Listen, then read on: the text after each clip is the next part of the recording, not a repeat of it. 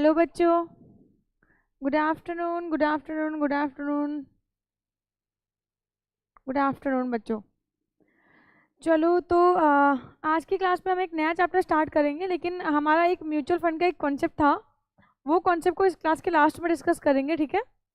और आज की क्लास में हम एक नया चैप्टर स्टार्ट करेंगे जिसका नाम है कलेक्टिव इन्वेस्टमेंट स्कीम, ठीक है। और ये होगा आपका चैप्टर नंबर 13, ये होगा आपका चैप्टर नंबर 13। और हम लोग इससे पहले पढ़ रहे थे चैप्टर नंबर 12 म्यूचुअल फंड। मैंने आपसे कहा था कि म्यूचुअल फंड से रिलेटेड होंगे हमारे पास दो चैप्टर, एक होगा कलेक्टिव इन्वेस्टमेंट स्कीम और एक होगा ऑल्टरनेट इन्वेस्टमेंट स्कीम। तो आज की क्लास में हम लोग कलेक्टिव इन्वेस्टमेंट स्कीम स्टार्ट करेंगे। बाकी एक टॉपिक हमारा छोटा सा रह गया है म्यूचुअल फंड का, वो हम इस क्लास की लास्ट में डिस्कस कर लेंगे, ठीक है। तो फटाफट सभी बच्चे आ जाओ। नया चैप्टर स्टार्ट करने के लिए जा रहे हैं। आपके सिक्योरिटीज मार्केट में टोटल जो चैप्टर है वो है 16, जिसमें से हम लोगों ने काफ़ी चैप्टर कर लिए। हम लोगों ने सेबी कर लिया, SCRA कर लिया, हम लोगों ने और कौन से कर लिया, डिपॉजिटरीज कर लिया, म्यूचुअल फंड कर लिया। ये हमारा 5वां चैप्टर है कलेक्टिव इन्वेस्टमेंट स्कीम, ठीक है। तो सर स्टार्ट करते हैं आज की क्लास में ये चैप्टर। ओके, 2 मिनट समझते हैं कि ये क्या है, ये CIS कलेक्टिव इन्वेस्टमेंट स्कीम ये है क्या। समझिएगा बेटा ध्यान से। बेटा म्यूचुअल फंड पहले हमारे वहाँ पे देखो, कोई भी बिजनेस एंटिटी को अगर फंड्स की ज़रूरत होती थी तो फंड्स के लिए अगर वो कंपनी है तो शेयर्स इशू कर सकते हैं, डिबेंचर्स इशू कर सकते हैं या लोन ले लेते हैं, ठीक है। बट बहुत सारे ऐसे लोग जिनको फंड्स की ज़रूरत है बट वो कॉरपोरेट फॉर्म में नहीं है, तो उन्होंने अलग अलग तरीके निकाल लिए इन्वेस्टमेंट के। जैसे म्यूचुअल फंड स्कीम निकाल ली। म्यूचुअल फंड स्कीम के अंतर्गत आप अपने पैसों को इन्वेस्ट करते हो, किसी पर्सन को देते हो, वो पर्सन, वो मार्केट प्लेयर AMC फर्दर आगे आपके पैसों को इन्वेस्ट करते हैं, वो वहाँ से रिटर्न कमाते हैं, अपना कमीशन रखते हैं और आपको आपके पैसे वापस कर देते हैं। ठीक वैसे ही म्यूचुअल फंड की तरीके से और भी बहुत सारे लोग थे जो मार्केट में बहुत सारे इन्वेस्टर्स, जो छोटे इन्वेस्टर्स, बड़े इन्वेस्टर्स, मीडियम इन्वेस्टर्स थे, उनसे वो पैसे इकट्ठा करते थे और वो उनसे कहते थे कि आप हमें 10,000 रुपये दो, हम आपको 15 करके देंगे। आप हमें 1 लाख दो, हम आपको 1.5 लाख करके देंगे। अब ऐसा थोड़े नहीं होता है कि कोई आपको 1 लाख दे और आप 1.5 लाख करके कैसे दे दोगे। होता क्या था, बहुत सारे लोगों को पैसों की ज़रूरत पड़ती थी, लोगों के पास अपने उनके आइडियाज़ हैं। अब फॉर एग्जांपल देखिएगा ध्यान से, मेरे पास एक आइडिया है, मुझे लगता है कि मैं इस आइडिया में अगर पैसे डालती हूँ तो डेफिनेटली मुझे ग्रो मिलेगा। मुझे पैसों की ज़रूरत है, तो पैसों की ज़रूरत है तो मैं लोगों के पास जाती हूँ, पब्लिक एट लार्ज के पास जाती हूँ और मैं पब्लिक एट लार्ज से बोलती हूँ कि पब्लिक एट लार्ज एक मिनट,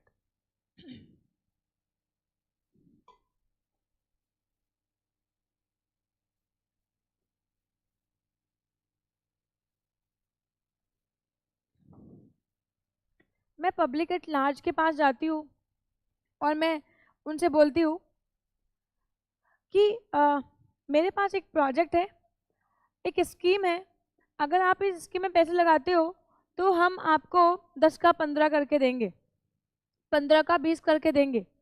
तो इस तरीके की स्कीम बहुत सारे लोग मार्केट में, बहुत सारे लोग आते हैं और वो ऐसे लोगों से जिनके पास थोड़े बहुत पैसे हैं, जो सेविंग करते हैं और जो इन्वेस्टमेंट करने के इच्छुक होते हैं, वो उनसे कहते हैं आप हमें अपने पैसे दो और हम आपके पैसों को इन्वेस्ट कर देंगे और हम इन्वेस्ट करने के बाद आपको ये रिटर्न देंगे। अब यहाँ पे प्रॉब्लम का क्या आई, just like a mutual fund, ये भी स्कीम थी। म्यूचुअल फंड को सेबी ने रेगुलराइज कर दिया था और म्यूचुअल फंड स्कीम के नाम से लोग आपके पैसों को इन्वेस्ट करवाते थे। CIS क्या था, ये म्यूचुअल फंड नहीं है, ये म्यूचुअल फंड स्कीम नहीं है। मतलब कुछ लोग जो मार्केट से पैसा उठाते थे इन्वेस्टर का और फर्दर वो अपने प्रोजेक्ट में लगाते थे। हाँ, इन्वेस्टर्स को ये लालच देते थे कि हम तुम्हारे को 10 का 15 करके देंगे, 15 का 20 करके देंगे, 20 का 25 करके देंगे, तो हमारे को अपने पैसे दो। तो इस केस में हुआ क्या कि मार्केट में फ्रॉड वगैरह बढ़ने लगे। जो मेरे और आपके जैसे इन्वेस्टर हैं, अगर मेरे और आपके जैसे इन्वेस्टर से कोई आके कहता है कि मैम आप हमें 15,000 रुपये दो, हम 20,000 करके देंगे इतने दिनों में, आप हमें 1 लाख दो, हम आपको 1.5 लाख करके देंगे, आप हमें 5 लाख दो, हम 10 लाख करके देंगे, तो मैं कहती हूँ पक्का करोगे ना? हाँ हाँ मैम बिल्कुल गारंटीड हम देंगे। और गारंटी करके वो हमारे पैसे हमसे ले जाते थे। अच्छा, मैंने कोई म्यूचुअल फंड स्कीम में इन्वेस्ट नहीं किया, मैंने किसी कंपनी के शेयर्स में, किसी कंपनी के डिबेंचर्स में, किसी कंपनी के बॉन्ड्स में इन्वेस्ट नहीं किया। मैंने कुछ पर्सन्स को अपने पैसे दिए, उन्होंने मुझे इस बात की गारंटी दी थी कि हम तुम्हारे को 5 का 10 लाख करके देंगे, और हमने अपने पैसे दे दिए, और बाद में क्या हो गया, वो हमारे पैसे लेके भाग गए। तो इस सिचुएशन में हुआ क्या, ये लोग, ये ट्रेंड मार्केट में बढ़ने लगा, जिनको पैसों की जरूरत होती है वो पब्लिक एट लार्ज के पास जाते हैं, बोलते हैं तो हमें इतने पैसे दो, हम तुम्हें इतने करके देंगे, तुम्हें इससे मतलब नहीं है कि हमारे पैसे कहाँ जा रहे हैं। लोग दे देते थे कि उनके पैसे डबल हो जाएंगे, उनके पैसे बढ़ जाएंगे, लोग दे देते थे, बट यहाँ पे प्रॉब्लम थी, फ्रॉड होते थे। तो हमारे वहाँ पे सेबी ने इस तरीके के इन्वेस्टर्स जो पब्लिक एट लार्ज से पैसा लेते हैं और उसको कहीं और पूल करते हैं और उनको रिटर्न देने की बात करते हैं, ऐसे लोगों को सेबी ने रजिस्टर कराने का प्लान कर लिया, रजिस्टर करने का प्लान कर लिया। और सेबी ने कहा कोई भी पर्सन जो 100 करोड़ से ज़्यादा का पैसा पब्लिक एट लार्ज से रिसीव कर रहा है, ऐसे लोगों को जब तक वो रिकॉग्नाइज स्टॉक एक्सचेंज में रजिस्टर्ड नहीं होंगे तब तक उनको ट्रेडिंग करने का मौका नहीं मिलेगा। आप कोई भी पैसा पब्लिक एट लार्ज से नहीं ले सकते हो। हालांकि अब तो छोटे लोग भी आ गए कि कोई भी पर्सन अगर पब्लिक एट लार्ज के पैसों को उठाते हो और उनको बोलते हो हम इतने रिटर्न देंगे, तो ये ऑफ कोर्स आपको सेबी के पास अपने आप को रजिस्टर करवाना होगा, और अगर आप अपने आप को सेबी के पास रजिस्टर नहीं करवाते हो तो आप ट्रेडिंग एक्टिविटी नहीं कर पाओगे। तो collective investment scheme just like a mutual fund, but mutual fund को सेबी ने पहले रजिस्टर कर दिया था, सीआईएस स्कीम को सेबी ने बाद में रजिस्टर किया, ठीक है, और कोई फर्क नहीं है इसमें। इतनी बात समझ में आई? सीआईएस स्कीम क्या है, सीआईएस क्या है समझ में आया? कलेक्टिव इन्वेस्टमेंट स्कीम, जहाँ पे कुछ लोग, कुछ ग्रुप ऑफ पर्सन से मेरे और आपके जैसे लोगों से एक सर्टेन सम ऑफ मनी जमा करवाते हैं जितना हम इन्वेस्टमेंट करने के इच्छुक होते हैं, और वो हमें बोलते हैं हम आपको इतने रिटर्न देंगे। लेकिन ये जो कलेक्टिव इन्वेस्टमेंट स्कीम जो लोगों से पैसे कलेक्ट कर रहे हो एग्रीगेशन में, आपको इन पैसों को अगर रिसीव कर रहे हो, कलेक्ट कर रहे हो, सेबी के पास रजिस्टर होना पड़ेगा, और सेबी ने इसको नाम दे दिया सीआईएस। जल्दी से बताओ, मुझे इतनी बात समझ में आती है कि मेरे बच्चों को? अब मैं देखती हूँ कि क्या कह रहे हैं यहाँ पे। ओ यहाँ पे देखो, एक एक पौधा है जो हरा भरा है, जिसमें पेड़ वेड़ लगे हुए हैं ना, पत्तियां आ रही हैं। इतनी बात समझ में आई? जल्दी से बोलो ना, तो आगे मूव करेंगे। आइए देखते हैं कि क्या है ये सीआईएस स्कीम, ठीक है, देखते हैं क्या है।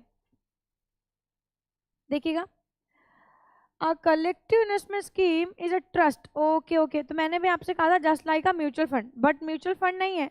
Just like a mutual fund, but ये म्यूचुअल फंड नहीं है, ठीक है, क्योंकि म्यूचुअल फंड पहले रजिस्टर हुए थे, सीआईएस के लिए लॉज बाद में आए, ठीक है। उप्स, अच्छा वो अभी तो समझा ही रही थी, चलो ठीक है, आगे देखिएगा। तो CIS scheme is a trust-based scheme that comprises a pool of asset that is managed by collective investment manager and is governed by the CIS investment regulations given by SEBI। मतलब यहाँ पे कुछ लोगों के नाम बताए। इन्होंने कहा जो CIS है ये क्या है, CIS में ऑफकोर्स आपको कोई सिक्योरिटीज नहीं मिलते हैं, आपको यूनिट्स मिलते हैं, क्योंकि ये कोई, देखो होती तो ये कंपनी है, लेकिन कंपनी आपको शेयर्स इशू नहीं करती है, कंपनी आपको यहाँ पे ट्रस्ट बना के यूनिट्स इशू करती है, ठीक है। तो अगर मैं CIS की बात करूँ तो CIS के अंतर्गत एक मिनट, CIS के अंतर्गत हम अपने फंड्स को क्या कर रहे होते हैं, अपने फंड्स को पूल कर रहे होते हैं, देखिए अपने पैसों को इन्वेस्ट कर रहे होते हैं, और उनको मैनेज कौन करेगा,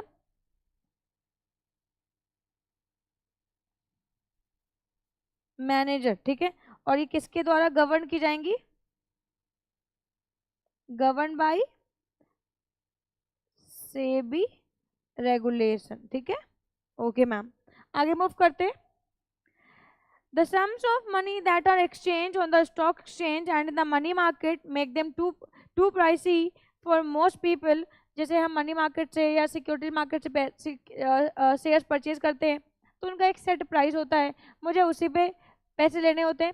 बट मान लो मेरे पास 500 रुपये है, मैं इन 500 को इन्वेस्ट करना चाहती हूँ, तो ये 500 के इन्वेस्टमेंट के लिए मेरे को CIS क्या करेगा, हेल्प करेगा। किसी पर्सन के पास 5,000 रुपये है, वो इसको इन्वेस्ट करना चाहता है, आप CIS स्कीम में इन्वेस्ट कर दो। वैसे शेयर्स का एक प्राइस होता है, उस प्राइस के बिलो नहीं बेचेंगे, ठीक है। डिबेंचर्स का एक प्राइस होता है, उस प्राइस के नीचे नहीं बेचेंगे।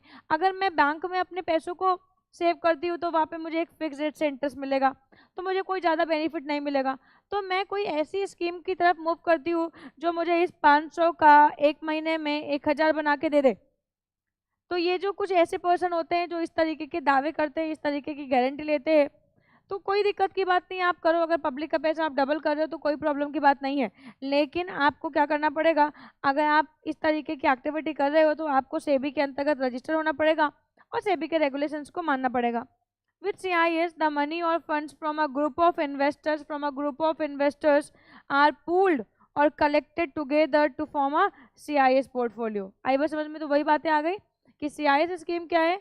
CIS स्कीम कोई ऐसी स्कीम है जिसके अंतर्गत कुछ लोग पब्लिक एट लार्ज से पैसा रिसीव करते हैं, ठीक है। अब किसी के लिए एक अमाउंट निर्धारित नहीं है, जिससे जो जितना पैसा इन्वेस्ट करने का इच्छुक होता है उससे उतने पैसे रिसीव करते हैं और ये फर्दर मार्केट में इसको इन्वेस्ट करते हैं, ठीक है। तो इस तरीके की स्कीम को हम लोग बोलते हैं CIS scheme. Just like mutual fund है, बट म्यूचुअल फंड के रेगुलेशंस अलग है और CIS के म्यूचुअल रेगुलेशंस अलग है। देखिएगा ध्यान से आगे। A collective investment scheme is a scheme that comprise a pool of asset that is managed by collective investment scheme manager। Okay ma'am, बाद में ये बात आती है। and is governed by the SEBI regulations, ठीक है। the investor hold a portion of the scheme known as units। तो मैंने आप लोगों को पहले बता दिया था कि ना यहाँ पे शेयर्स मिलेंगे ना डिबेंचर्स मिलेंगे, यहाँ पे क्या मिलेंगे, म्यूचुअल फंड की तरीके से यूनिट्स मिलेंगे, ठीक है। An investor do not have day to day control over the management and operation of such scheme और अरेंजमेंट। तो ये कहते हैं जैसे म्यूचुअल फंड में क्या होती थी, ट्रांसपेरेंसी होती थी। जैसे ट्रांसपेरेंसी का मतलब हो गया कि फॉर एग्जांपल मैंने किसी स्कीम में म्यूचुअल फंड इन्वेस्ट किए, तो वो स्कीम मैं अपने फ़ोन पे देख पाती हूँ, वो स्कीम मैं अपने फ़ोन पे देख पाती हूँ, ठीक है।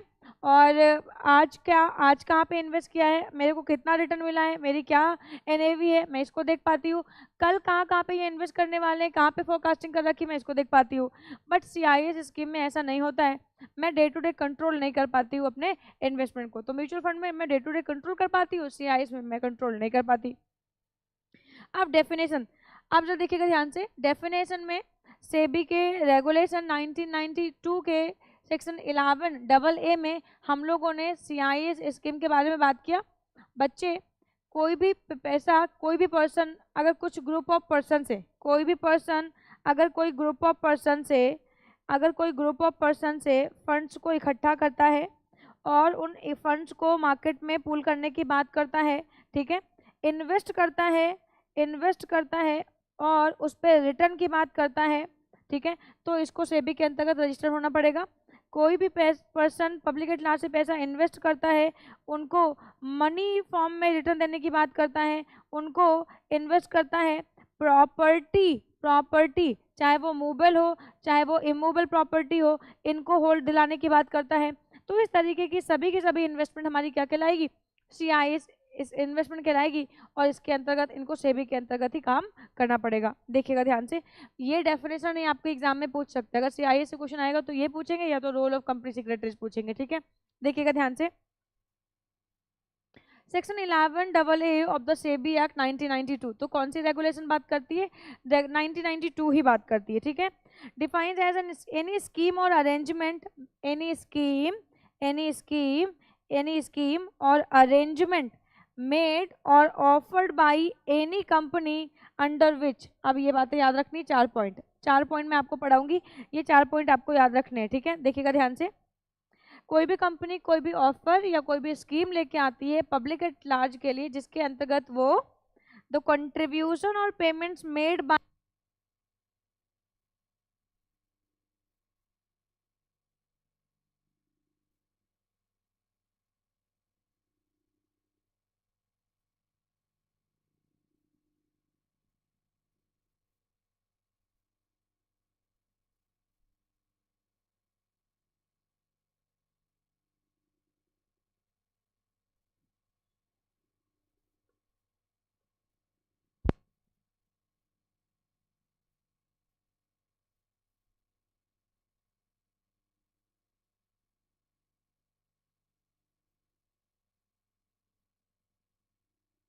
ये देखिए, द कंट्रीब्यूशन और payment made by the investor by what ever name called, किसी भी नाम से आप रिसीव कर रहे हो, तो मैंने आपको कोई नहीं बताया कि इस मोड से आएगा, किसी भी नाम से आप रिसीव कर रहे हो, कोई भी पैसा, कोई भी कंट्रीब्यूशन, कोई भी मनी जो आप किसी पर्सन से रिसीव कर रहे हो, वॉट एवर नेम कॉल्ड, किसी भी नाम से रिसीव कर रहे हो, are pooled and utilize slowly for the purpose of the scheme और अरेंजमेंट। जैसे अभी रिसेंटली एक कंपनी ने अभी दुबई में, आज ही के साथ न्यूज़पेपर में एक कंपनी ने, एक दुबई में, कौन सी कंपनी थी यार, नाम भूल गई मैं उसका, ऐसा बहुत बार, जैसे सहारा सहारा ने भी ये किया था, और बहुत सारे रियल एस्टेट कंपनीज हमारे बीच में आते हैं, जिन्होंने अपने मार्केट में, आप रोज़ की लाइफ में मार्केट में पढ़ते होंगे कि बहुत सारे ऐसे कंपनीज होते हैं जो पब्लिक एट लार्ज से पैसा रिसीव करते हैं, पब्लिक एट लार्ज से वो पैसा रिसीव करते हैं, और रिसीव करने के बाद वो कहते हैं कि हम आपको यहाँ प्रॉपर्टी देंगे, यहाँ पे आपको रिटर्न्स देंगे, और वो पैसा लेके फ्रॉड करके भाग जाते हैं। तो अलग अलग इस तरीके की स्कीम बनाते हैं। तो इसी तरीके की स्कीम को, इस तरीके के फ्रॉड को रोकने के लिए सेबी ने CIS स्कीम को लॉन्च किया है, जिसके अंतर्गत अब सेबी आपके ऊपर नजर रखेगी। ठीक है, देखिएगा ध्यान से। by whatever name called are pooled and utilized slowly for the purpose of the scheme or arrangement, जिसके लिए भी इन्वेस्टर ने यहाँ पे डिमांड किया हो। The contribution or payment are made to such scheme or arrangement by the investors with a view to receive profit, income और produce property, चाहे वो मूवेबल हो चाहे वो इमूवेबल हो। अच्छा, आपने चिट फंड कंपनी का नाम सुना है? Chit fund company, chit fund company क्या करते हैं ma'am? Chit fund company public at large से पैसा लेते हैं, मार्केट में उसको इन्वेस्ट करते हैं और बाद में उन्हें रिटर्न देते हैं। तो chit fund company just like अ CIS हो गए। ठीक है, ये भी क्या करते हैं, बताते नहीं है कि हम आपका पैसा कहाँ लगाएंगे, बस हम आपका पैसा इन्वेस्ट करेंगे। ठीक है, chit fund company. The property contribution और investment forming part of scheme और अरेंजमेंट विद आइडेंटिफाइबल और नॉट। क्या कह रहे हैं, इन्वेस्टमेंट आइडेंटिफाइबल है या नहीं है ये यहाँ पे, क्योंकि देखो म्यूचुअल फंड में तो पता होता है कि जैसे म्यूचुअल फंड में आपने कौन से म्यूचुअल फंड में लगाया है, income oriented, growth oriented, offshore में लगाया है, इंफ्रास्ट्रक्चर में लगाया है, स्ट्रक्चर है ना, सेक्टोरल में लगाया है, किस पर्टिकुलर चीज में आपने लगाया है अपने पैसों को, आपको वहाँ पे पता चलेगा, लेकिन यहाँ पे आप लोगों को पता नहीं चलेगा। और not is manage on behalf of the investor and the investor do not have day to day control over the management and operation of the scheme. क्या कह रहे हैं प्लीज जरा देखिएगा ध्यान से, एक बार फिर से पढ़ते हैं। अब आप लोगों को एक धुंधली धुंधली तस्वीर बन गई होगी, थोड़ा सा उस तस्वीर को साफ करते हैं, थोड़ा सा उस तस्वीर को साफ करते हैं। कोई भी कंट्रीब्यूशन और payment made by the investor by whatever name called are pooled and utilize slowly for the purpose of the scheme और अरेंजमेंट। तो मेरे स्कीम और अरेंजमेंट तो हम डिसाइड करते हैं। ठीक है, मेरे स्कीम और अरेंजमेंट तो हम डिसाइड करते हैं। फॉर एग्जांपल, मैंने आपसे पैसा लिया, मैंने कहा कि यार मैं ना एक जिम वाला, मेरे पास एक आइडिया है, पब्लिक एट लार्ज मेरे पास एक आइडिया है, अगर आप मेरे इस आइडिया में इन्वेस्ट करोगे तो हम तुम्हारे को इतने पैसे देंगे, और पब्लिक एट लार्ज मेरे आइडिया में इन्वेस्ट कर देती है। अब हो सकता है मैंने वो आइडिया उनको कम्युनिकेट कर दिया हो, या फिर मैं उनको इस बात की गारंटी देती हूँ कि मैं तुम्हारे को इतने पैसे तो दूंगी पक्का, लेकिन पैसों को मुझे अपने हिसाब से मैनेज करने दो। तो इस तरीके की एक्टिविटीज। ओके, द कंट्रीब्यूशन और payments are made to such scheme और arrangement by investors with a view to receive profit, with a view to receive profit, मतलब पब्लिक एट लार्ज अपने पैसों को दे देते हैं CIS मैनेजर को, जिससे वो इनकम को या प्रॉपर्टी को प्रोड्यूस करने की बात करते हैं। ठीक है, चाहे वो मूवेबल चाहे इमूवेबल। द प्रॉपर्टी कंट्रीब्यूशन और investment forming part of the scheme और अरेंजमेंट विद आइडेंटिफाइबल और नॉट, विदर आइडेंटिफाइबल और नॉट। पता हो सकता है मैं आपको बता दूं कि मैं आपके पैसों को कहाँ इन्वेस्ट कर रही हूँ, हो सकता है मैं आपको ना बताऊँ। and manage on behalf of the investor। ठीक है, and the investor do not have day to day control over the management and operation of the scheme। और यहाँ पे पब्लिक एट लार्ज का कंट्रोल नहीं होगा, CIS मैनेजर इन चीजों को मैनेज करेगा। देखो क्या कहते हैं, on the backdrop of Sahara scams in 2013, SEBI modified the definition of collective investment scheme and include any scheme or arrangement floated by any person। ठीक है, and any such scheme with corpus of more than 100 crore shall also be deemed to be CIS by SEBI। और इसको आपको अपने आप को register करवाना पड़ेगा। ठीक है, तो कोई भी कंपनी जो पब्लिक एट लार्ज से 100 करोड़ रुपीस और मोर रिसीव करती है, 100 करोड़ और मोर रिसीव करती है, तो उसको अपने आपको सेबी के अंतर्गत रजिस्टर करवाना पड़ेगा। ठीक है, तो सीआईएस स्कीम का मतलब कोई भी स्कीम, कोई भी अरेंजमेंट जहाँ पे कोई पर्सन पब्लिक एट लार्ज से पैसे रिसीव करते हैं और उनको रिटर्न देने की बात करते हैं, उनको प्रॉपर्टी देने की बात करते हैं, उनको मनी देने की बात करते हैं, उनको कोई ना कोई रिटर्न देने की बात करते हैं। ठीक है, लेकिन हो सकता है कि वो जो पैसे जहाँ पे वो इन्वेस्ट कर रहे हैं, अब वो पैसे उन्हें बता दें कि हम यहाँ इन्वेस्ट कर रहे हैं, हो सकता है उनको ना बताएं। बोलो मुझे इतनी बात समझ में आई क्या? बोलो इस पूरे के पूरे इस पैरा में आपको कोई प्रॉब्लम हो तो प्लीज बताओ। इस पूरे पैरा में आपको कोई बात ना समझ में आई हो तो प्लीज बताओ मुझे।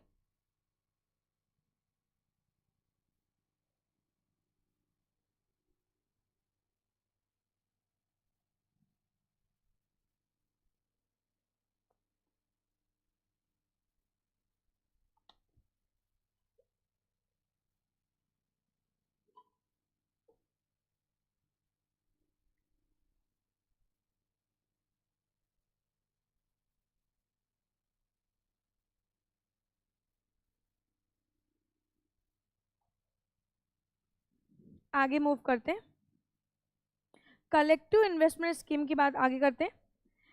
वही चीज है, पूलिंग ऑफ फंड्स, मतलब अपने फंड्स को पूल करना, मार्केट में फ्लोट कराना। In any scheme arrangement, in any scheme और अरेंजमेंट, देखो क्या कहते हैं, इन एनी स्कीम और अरेंजमेंट, इन एनी स्कीम और अरेंजमेंट। ठीक है, अब कौन सी स्कीम है, क्या है, ये आपको नहीं पता। Investment of funds and sharing of income और प्रॉफिट, वेरी सिंपल। ठीक है, ओके। क्या मेरे साथ सिमरन है क्या? आ जाओ। अब इन शॉर्ट आप लोगों को मैं पढ़ा चुकी हूँ, तो मैं आगे मूव करती हूँ, देखिएगा ध्यान से। The CIS however does not include any scheme और arrangement, कुछ चीज़ों को CIS इंक्लूड नहीं करता है, कुछ चीज़ों को CIS इंक्लूड नहीं करता है।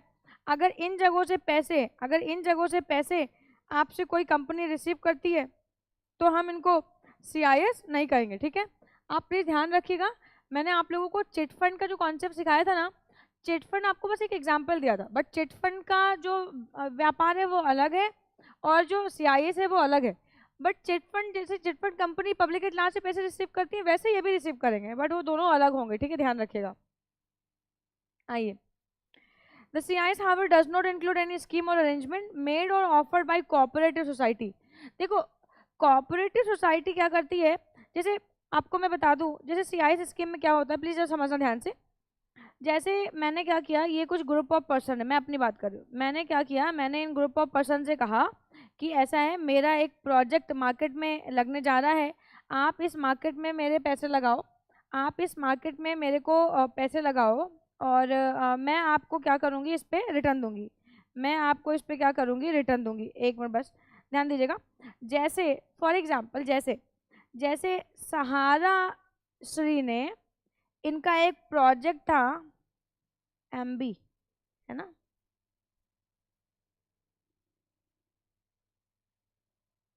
MB वैली करके। बेटा सहारा, अगर मैं बात करती हूँ सुब्रत राय का, तो सुब्रत राय का एक प्रोजेक्ट था MB वैली। ठीक है, अब बड़े बड़े बिल्डर्स क्या करते हैं, इन्होंने अपना एक एक प्रोजेक्ट लगाया, जैसे सहारा श्री का ये एक बहुत बहुत बहुत बहुत बड़ा ड्रीम ड्रीम प्रोजेक्ट है इनका। आप इनको गूगल करेंगे, आप इन इस पर्टिकुलर जो इनका प्रोजेक्ट है सहारा श्री का, आप इनके प्रोजेक्ट के पिक्चर्स देखेंगे, आप इनके दीवाने हो जाएंगे कि यार यहाँ रहना है, यार ये बढ़िया जगह है। तो MB वैली करके सहारा श्री का प्रोजेक्ट था। ऐसे बहुत सारे कंपनीज बहुत सारे प्रोजेक्ट अपने आपके साथ लेके आते हैं। अच्छा, आपसे कहते हैं कि ऐसा है, हम आपको एक ऐसा खूबसूरत शहर बना के देंगे, हम आपको ऐसा खूबसूरत शहर बना के देंगे, वो आपको पिक्चर्स वगैरह उनके दिखाते हैं, लेकिन क्योंकि हम मान लो इसमें 5,000 करोड़ का खर्चा है, 1,000 करोड़ तो हम खर्च कर रहे हैं, बाकी 4,000 करोड़ पब्लिक एट लार्ज का लगेगा। तो आप लोग एक काम करो, मेरे इस पर्टिकुलर प्रोजेक्ट में अगर पैसे इन्वेस्ट करते हो तो आपको इसमें लैंड मिल जाएगी।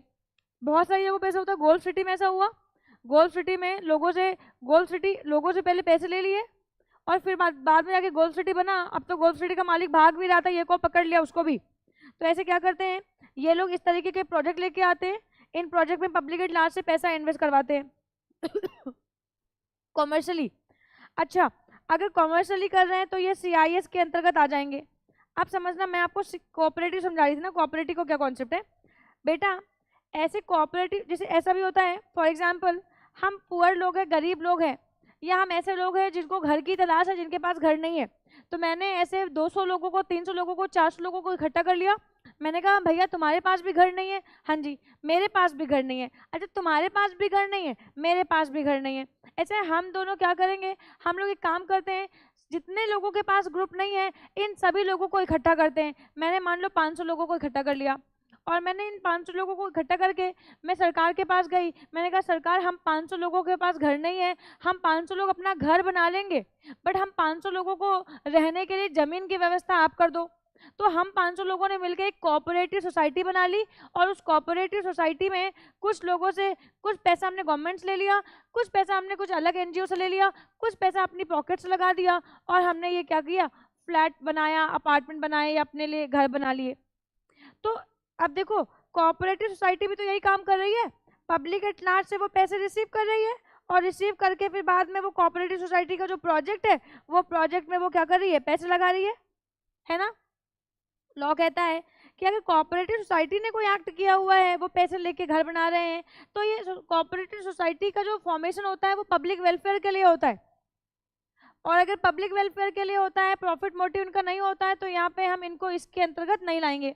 ओके मैम, तो CIS does not include cooperative society, ठीक है।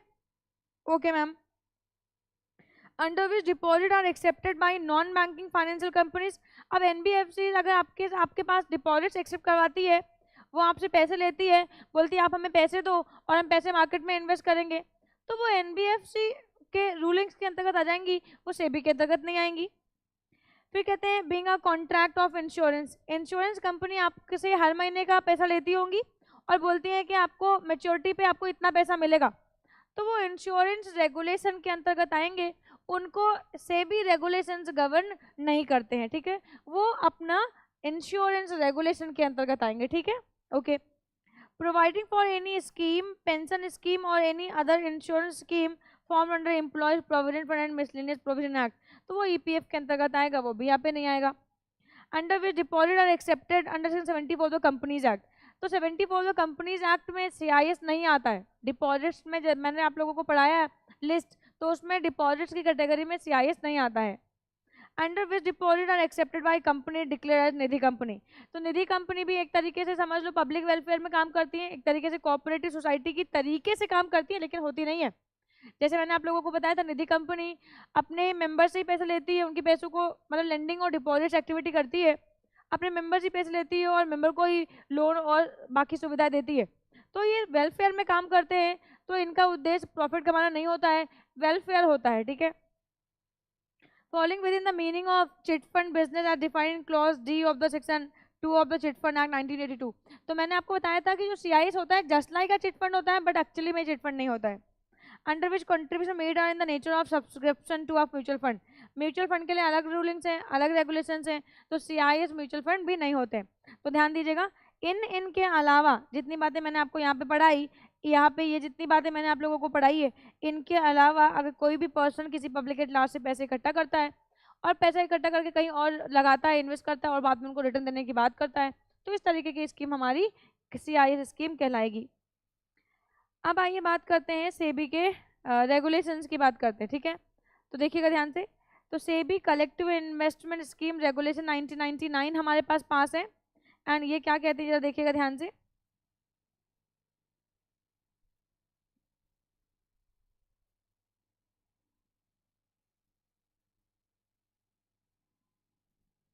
अच्छा रुको, पहले बताओ इतनी बातें समझ में आ गई क्या? इतनी बातें समझ में आ गई क्या? इतनी बात समझ में आई? इन 8 पॉइंट में कोई दिक्कत है तो बताओ, तो आगे बढ़ूंगी मैं।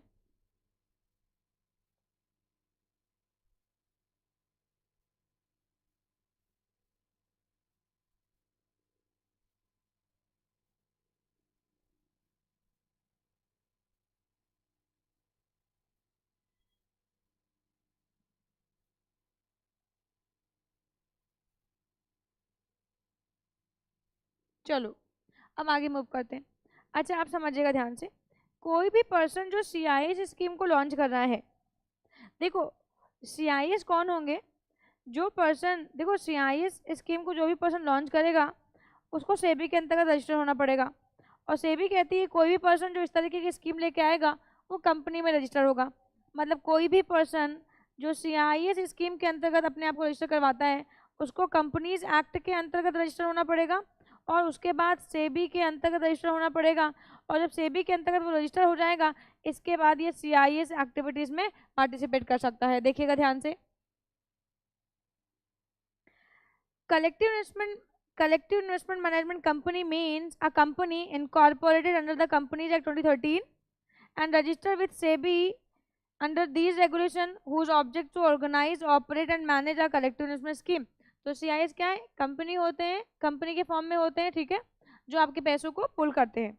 A company incorporated under Companies Act 2013 and with an object to organize, operate and manage collective investment, तो इनको कहते हैं collective investment management company।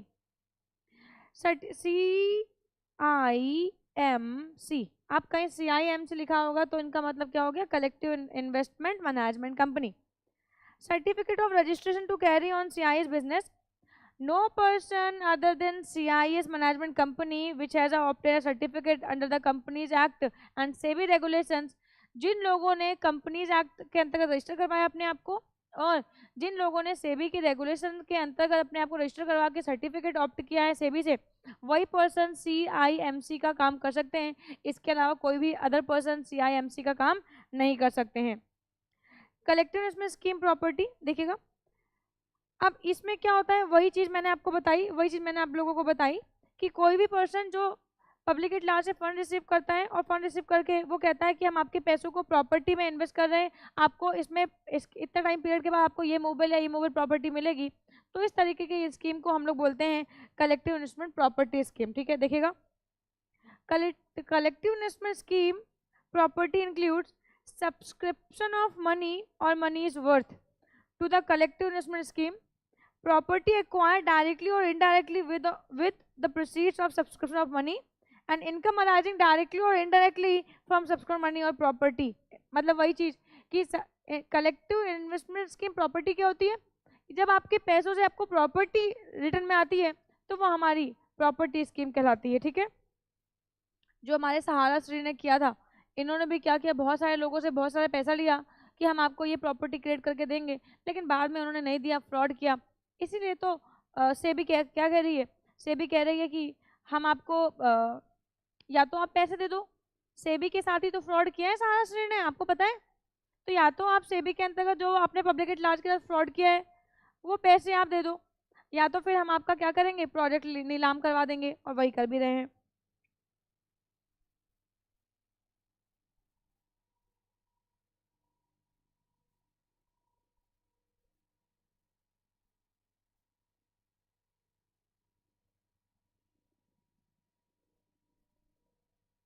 आइए,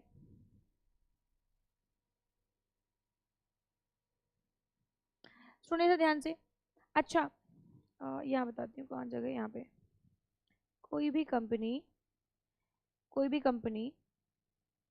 जो कंपनीज एक्ट के अंतर्गत रजिस्टर है, मतलब वो सेबी की रेगुलेशंस को फॉलो करेगा, फॉलो करते हुए वो CIMC का काम कर सकता है।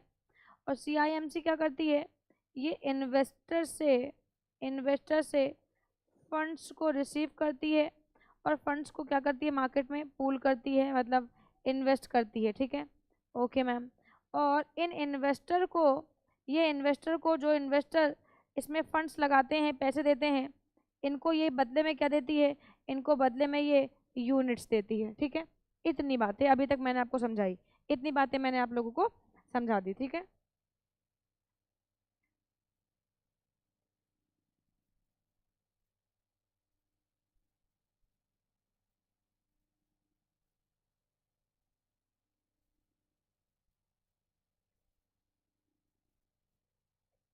आइए, कंपनी सेबी के रेगुलेशंस को फॉलो करेगी, वही CIMC का पार्ट बन पाएगी।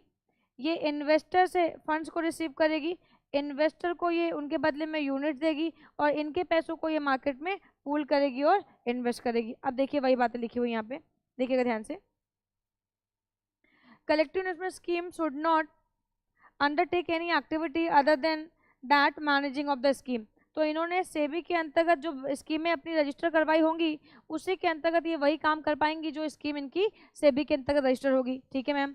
Act as a trustee of the scheme, बिल्कुल सही बात है। अगर आप पब्लिक एट लार्ज से पैसे लोगे तो आपको इस बात को इंश्योर करना पड़ेगा कि मैं पब्लिक एट लार्ज से हमने पैसा ले रखा है, हम उनको ये पैसा वापस करेंगे।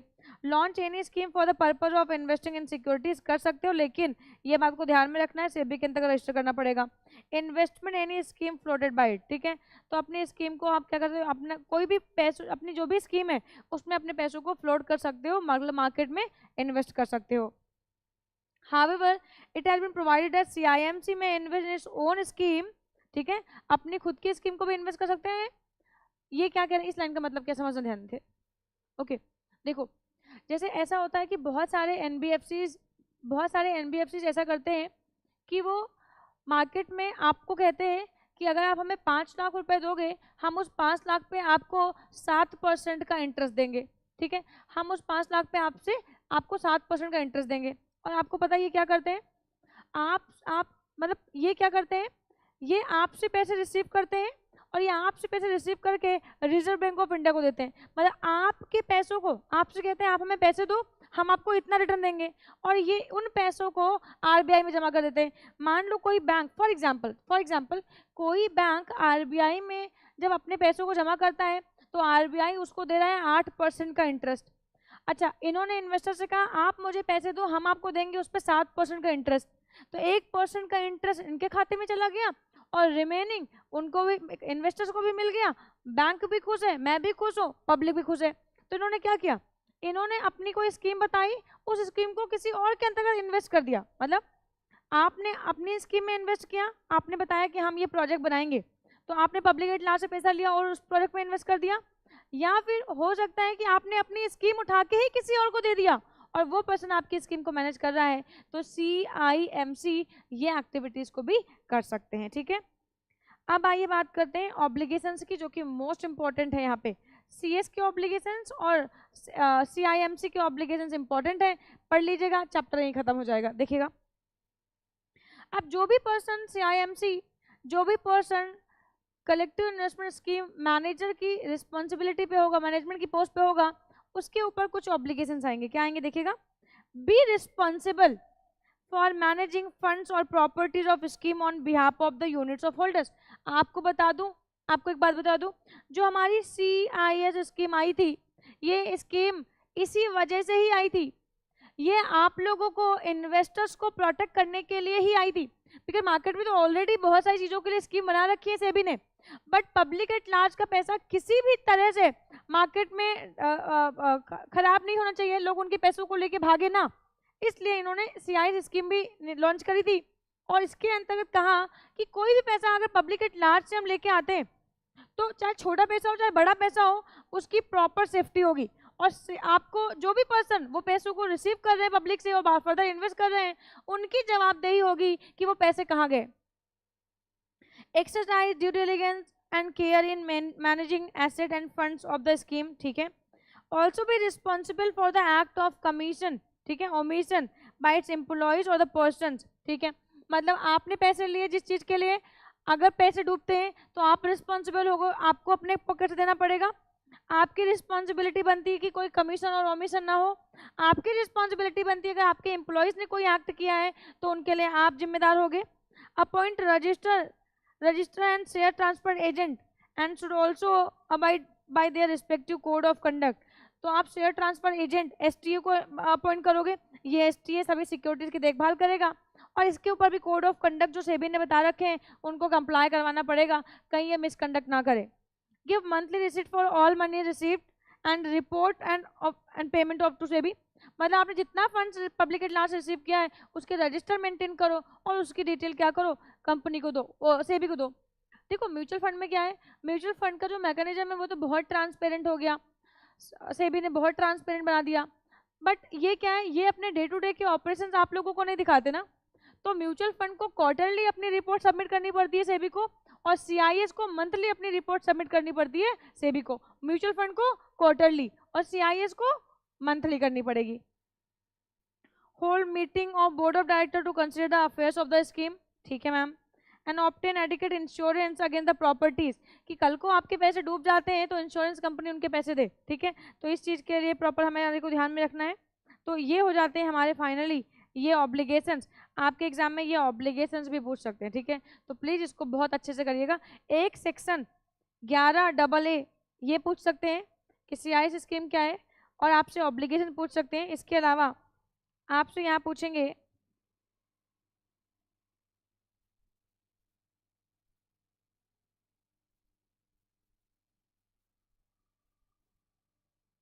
आपके रोल, आपके रोल क्या है, आपके रोल क्या है। तो मैं आपके रोल तो आपको हर जगह पढ़ाती ही पढ़ाती हूँ, तो आपको अपने रोल लिख के आने हैं कि कंपनी सेक्रेटरी के क्या रोल है, कंपनी सेक्रेटरी के क्या रोल है, कंपनी सेक्रेटरी किस तरीके से अपने ऑब्लिगेशंस को परफॉर्म करेगा, किस तरीके से CIS स्कीम में वो काम करेगा। तो कंपनी सेक्रेटरी के क्या ऑब्लिगेशंस हैं, कंपनी सेक्रेटरी स्कीम को वॉच करेगा, proper register and returns maintain हुए हैं कि नहीं हुए, इन चीज़ों को वॉच करेगा। क्यों, जल्दी से बताओ, कंपनी सेक्रेटरी के ऑब्लिगेशंस मैंने आप लोगों को बताए थे।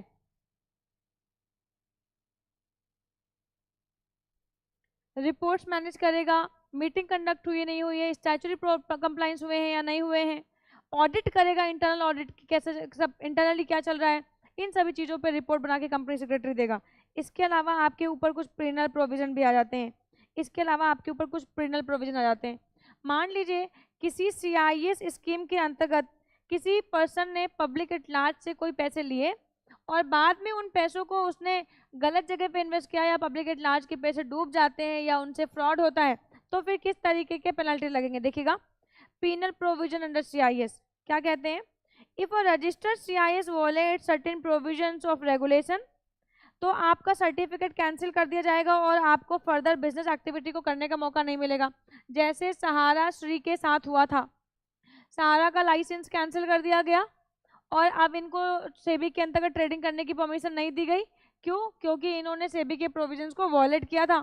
इन्होंने भी इसके अंदर इन्होंने चिट फंड कंपनीज बनाए थे, चिट फंड कंपनीज के अंतर्गत बहुत सारे लोगों से पैसे लिए थे और बाद में उन पैसों को क्या कर दिया, सारे के सारे ना खा गए ये लोग, ठीक है।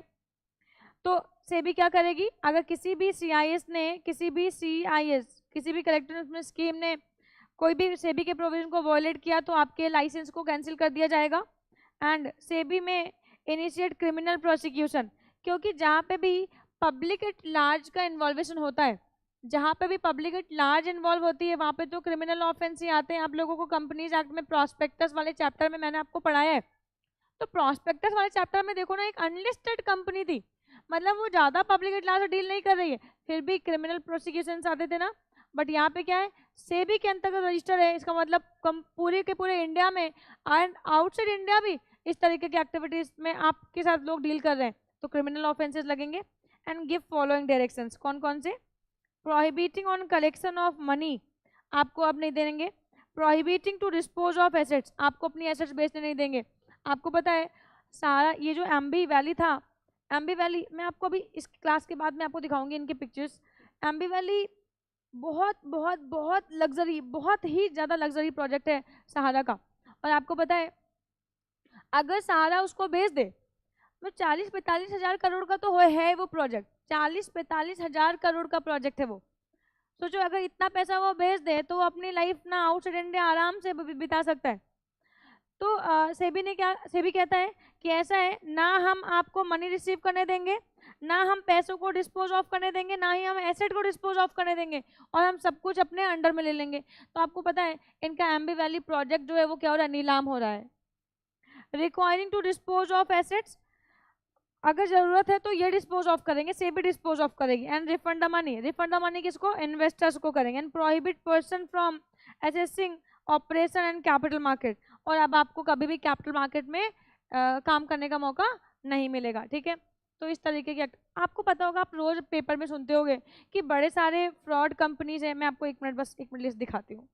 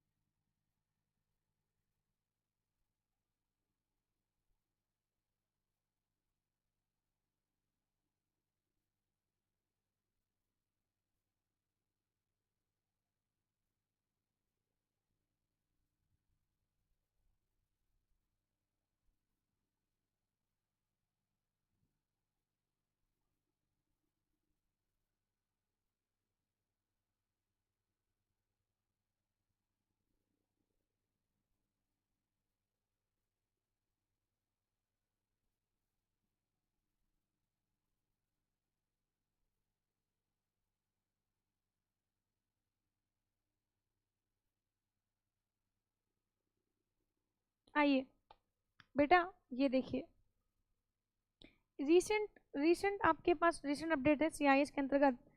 New Delhi SEBI has barred 26 entities from the capital market for 6 months for indulging fraudulent and manipulating trading in the script of PSIT। ये कहते हैं पुष्पल चंद्रा, दिलीप कुमार मंडल, संजय चंद्रा, है ना, इन लोगों ने क्या किया था, ये कुछ कंपनीज चला रहे थे, ठीक है, Shilpa Maheshwari, Rajesh Kumar Maheshwari, HUF among 26 entities that have barred by SEBI. और ये क्यों बार्ड किए गए थे, क्योंकि ये क्या कर रहे थे, पब्लिक एट लार्ज के से ट्रेडिंग कर रहे थे, पब्लिक एट लार्ज से ये ट्रेडिंग कर रहे थे, पैसा उठा रहे थे, और पैसा उठा के ये उन जगहों पे इन्वेस्ट नहीं कर रहे थे जहाँ पे इन्हें इन्वेस्ट करना चाहिए था। तो ये एक बड़ी न्यूज़ है जून 2008 की, 2020 की, कि सेबी ने 26 कंपनीज को बार्ड कर दिया, बैन कर दिया, ठीक है। बट अगर आप इस थोड़े दिन मतलब 2-4 साल, 6 साल, 7 साल पहले की बातें पढ़ते तो आप सहारा का नाम सबसे पहले पहले सबसे ऊंचा आता था, कि सहारा ने, सत्यम ने, इन लोगों ने क्या किया था, बड़े बड़े फ्रॉड किए थे, पब्लिक एट लार्ज से पैसा उठाया, और उठाने के बाद फिर फाइनली ये लोग क्या कर रहे थे मार्केट में, उनको इन्वेस्ट नहीं कर रहे थे सही जगहों पे, ठीक है, जिसकी वजह से इन लोगों को क्या कर दिया गया, प्रोहिबिट कर दिया गया। खैर, तो ये तो छोटे टाइम के लिए प्रोहिबिट हुए हैं, ठीक है। यहाँ पे लिस्ट नहीं आ रही है, बट लिस्ट नहीं दे रहे हैं यहाँ पे, लिस्ट मतलब कॉलम विड्रॉ कर लिया इन्होंने।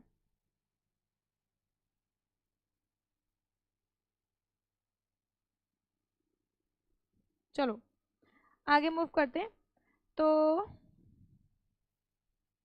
क्या कर रही थी यार मैं,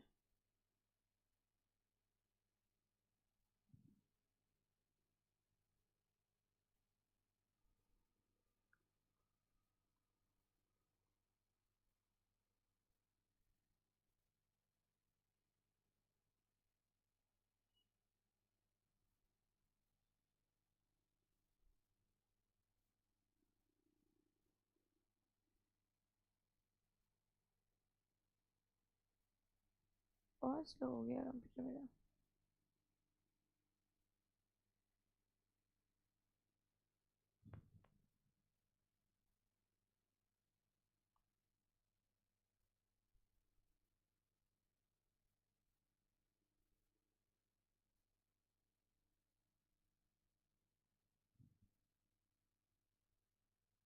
ये चैप्टर खत्म, एक लास्ट टॉपिक और बचा है, आपको करा देती हूँ, ये चैप्टर खत्म। ये चैप्टर में इंपॉर्टेंट क्या है, सेक्शन 11AA इंपॉर्टेंट है आपके लिए, और obligations in case of listed company, listed CIS, और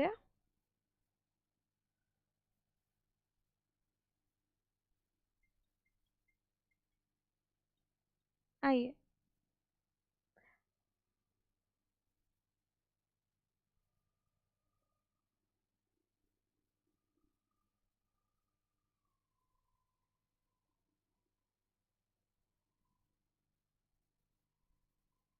ठीक है, हो गया सारा, सारा प्रोविजन हो गया ना, सस्पेंशन हो गया, सारा हो गया।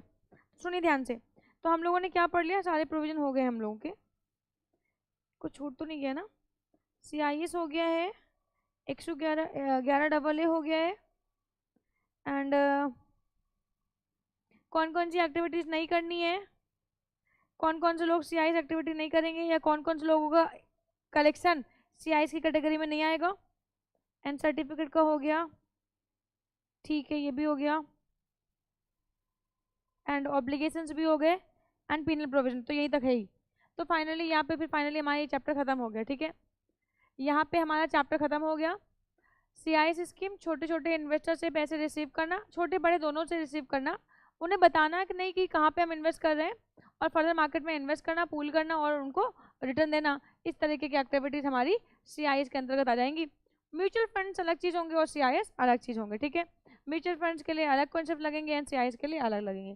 तो ये चैप्टर फाइनली हमारा खत्म हो गया, ये चैप्टर हमारा खत्म हो गया।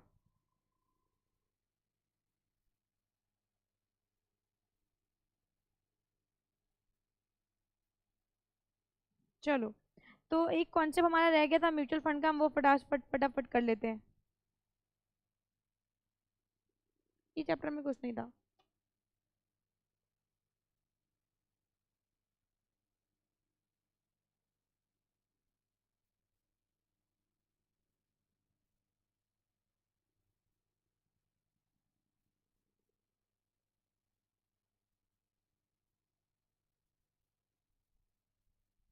आइए, लास्ट क्लास में हम लोगों ने एनएवी का कॉन्सेप्ट पढ़ लिया था। क्यों, क्या पढ़ रहे थे लास्ट क्लास में, जल्दी से बताएं। लास्ट क्लास में हम लोग क्या पढ़ रहे थे?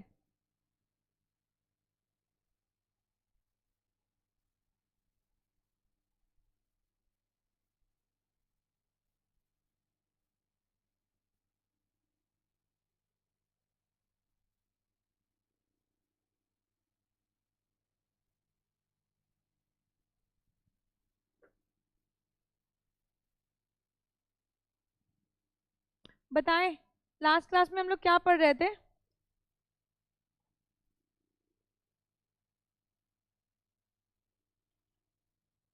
क्या पढ़ रहे थे, क्या पढ़ रहे थे?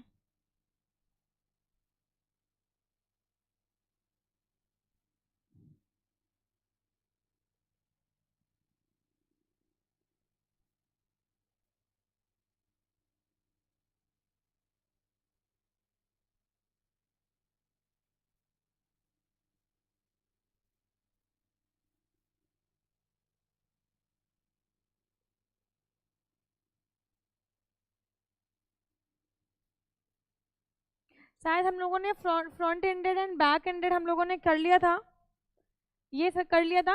हम लोग एक प्रैक्टिकल क्वेश्चन सीख रहे थे जहाँ पे एक थोड़ी सी प्रॉब्लम आ गई थी।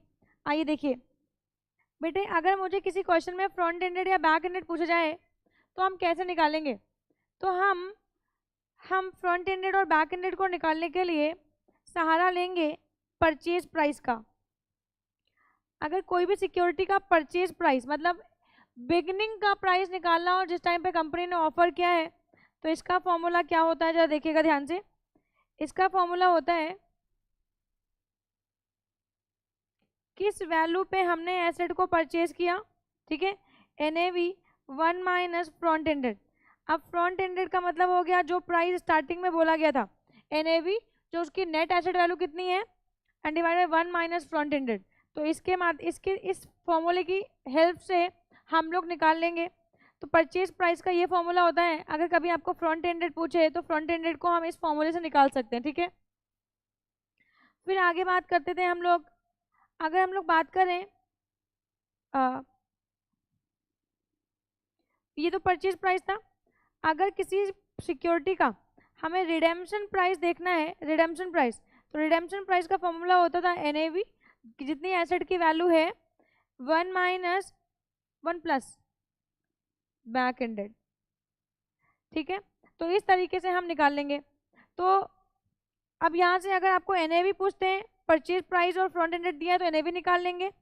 अगर आपको यहाँ पे बैक एंडेड पूछते हैं, अगर आपको रिडेम्पशन प्राइस और एनएवी दे रखा है तो ऑफकोर्स हम निकाल लेंगे। तो इस फॉर्मूले में पुट करके हम निकाल लेंगे। लास्ट क्लास में कुछ प्रॉब्लम हो रही थी, ठीक है, मैंने सोचा था कि अलग से इंडिविजुअली हो जाएगा, मैं एक प्रैक्टिकल कर रही थी बट वो प्रैक्टिकल सही नहीं था। इतनी बातें समझ में आई? तो आइए वही वाला क्वेश्चन देख लेते हैं जो क्वेश्चन मैंने आप लोगों को लास्ट क्लास में दिया हुआ था। चलो देखते हैं कौन सा क्वेश्चन था, आप लोगों को कौन सा क्वेश्चन दिया था। आ जाओ एक क्वेश्चन देख लेते हैं। एक कंपनी है, मान लो एबीसी लिमिटेड, एक कंपनी है एबीसी लिमिटेड, और ये एबीसी लिमिटेड कुछ म्यूचुअल फंड्स में डील कर रही है, ठीक है। अच्छा, एबीसी लिमिटेड कुछ म्यूचुअल फंड्स में डील कर रही है, और ये म्यूचुअल फंड का जो एनएवी है, जो एनएवी है वो कितना है, 12 पर यूनिट है। मतलब इस समय जो म्यूचुअल फंड्स हैं वो 12 रुपए में मिल रहे हैं, एंड इनका जो रिडेम्पशन प्राइस है, रिडेम्पशन प्राइस है वो 11.65 है, मतलब घट गया। एंड ऑफर प्राइस क्या है, ऑफर प्राइस क्या है, इनका ऑफर प्राइस है 12.50। तो अगर आपको ये तीन चीजें दी हैं तो फ्रंट और बैक दोनों पूछ लेंगे। अब आपसे ये क्वेश्चन में पूछ रहे हैं कि इनका फ्रंट एंडेड निकालो, फ्रंट एंडेड लोड निकालो, एंड इनका बैक एंडेड लोड निकालो। तो फ्रंट एंडेड लोड के लिए हम क्या करते हैं, फॉर्मूला क्या है फ्रंट एंडेड लोड के लिए, purchase price, purchase price equal to NAV जो करंट वैल्यू है divided by 1 minus front ended. और बैक एंडेड का फॉर्मूला क्या है,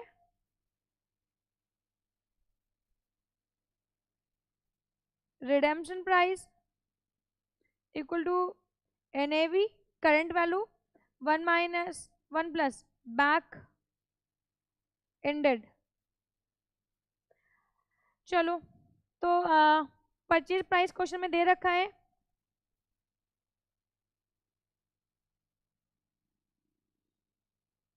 परचेज प्राइस क्वेश्चन में दे रखा है।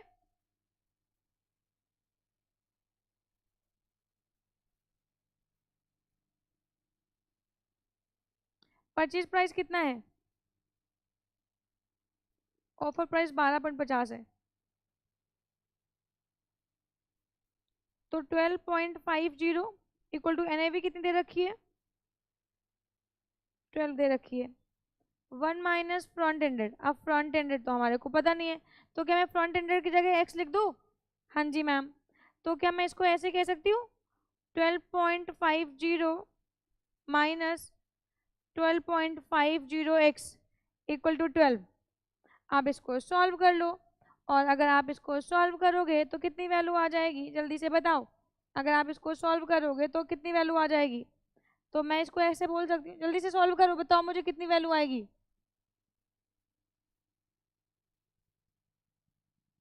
डिवाइडेड बाई 12.50 कर दो, ये कितना आ गया?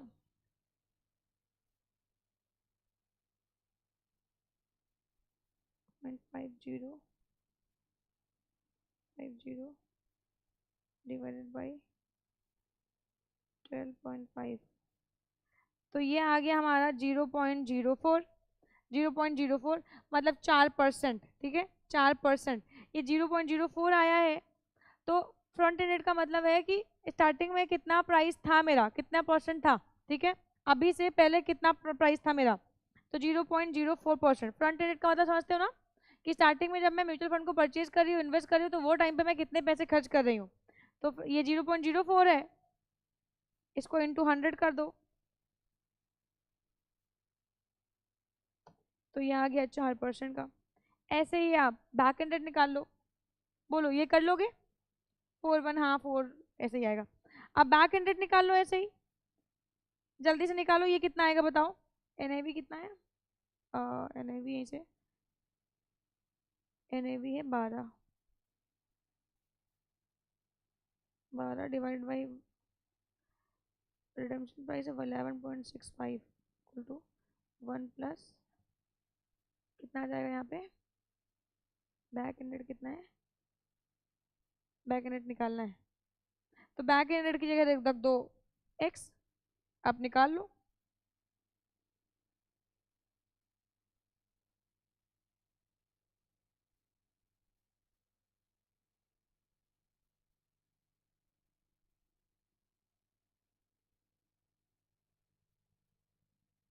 जल्दी से निकाल के बताओ, सॉल्व करके बताओ कितना आएगा ये सॉल्व करके बताओ कितना आएगा?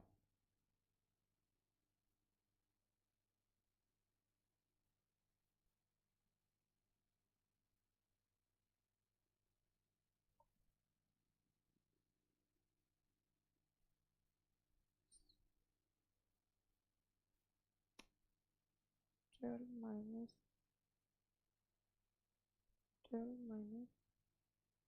11.65 डिवाइडेड बाई, ओके बच्चों का आंसर आ गया,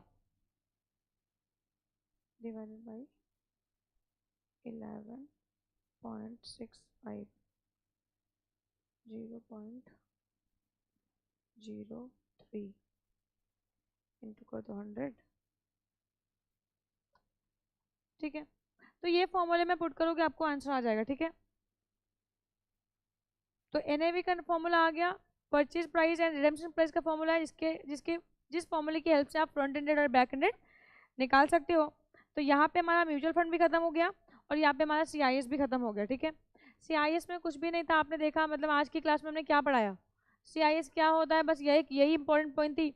आपको अगर ये समझ में आ गया तो चैप्टर में कुछ भी नहीं था। CIS होता क्या ये समझ में आ गया तो बात खत्म हो गई, ठीक है। तो आज के चैप्टर में कुछ था नहीं, तो आज की क्लास हमारी फिर यहीं तक के लिए रहेगी, और नेक्स्ट क्लास में शायद मैं अम्बट्समैन पढ़ाऊंगी। अम्बट्समैन आपका चैप्टर नंबर 14 होगा, छोटा चैप्टर है और बढ़िया चैप्टर है, मतलब ये इसमें कुछ अच्छी अच्छी बातें आपको बताऊंगी। कुछ नई नई बातें आप लोगों को पता चलेंगी, ठीक है। तो अम्बड्समैन पढ़ाऊंगी, 5 नंबर की वेटेज है आपकी इस चैप्टर की, तो अच्छे से पढ़िएगा। तो आज के लिए मेरे लिए इतना ही। आपकी बुक में पीछे आप आएंगे तो आपकी बुक में पेज नंबर 177 पे मैंने कुछ क्वेश्चंस डाल रखे हैं। 176 पे क्वेश्चन नंबर 3, चलिए SW लिखिए। आपके लिए क्वेश्चन नंबर 3 SW है। क्वेश्चन नंबर 3 आपको करना है। क्वेश्चन नंबर 3 ही तो करना है। क्वेश्चन नंबर 3 आपके लिए क्या है, SW है। तो प्लीज इस क्वेश्चन को करके लाइएगा, ठीक है। और मुझे व्हाट्सएप करिएगा अपने होमवर्क की, आपने किया हुआ है। तो बस आज के लिए इतना ही, ठीक है। टाटा और बाय बाय।